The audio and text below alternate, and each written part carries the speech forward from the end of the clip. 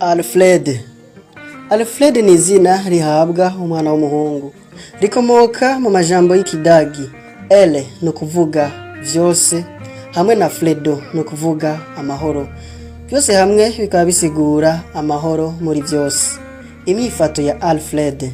Alfred ni incabwenge kandi yamaharanira ukwikukira mu byakora byose. Yamayirinda icyo cyose cyo mushira imbere y'intahe. Kuko yamakurikiza amategeko amugenga mu byo bari karakora byose.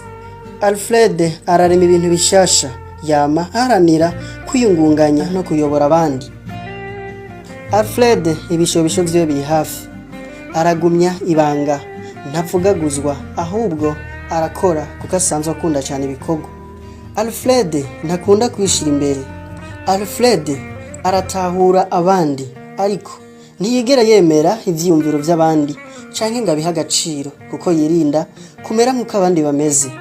Mu rukundo Alfred arazi gukunda kandi yicisha bugufi akigira ruto. Ntiyigera ashaka gutwaza umukazo kuko aratahura icyo umukobwa bakundanye yipfuza. Mu kuresha Alfred akesha arakunze kugira koba, agatinya guturukira umwigeme ngo amubwire ko amukunda kuko abatinya ko ahava amwankira.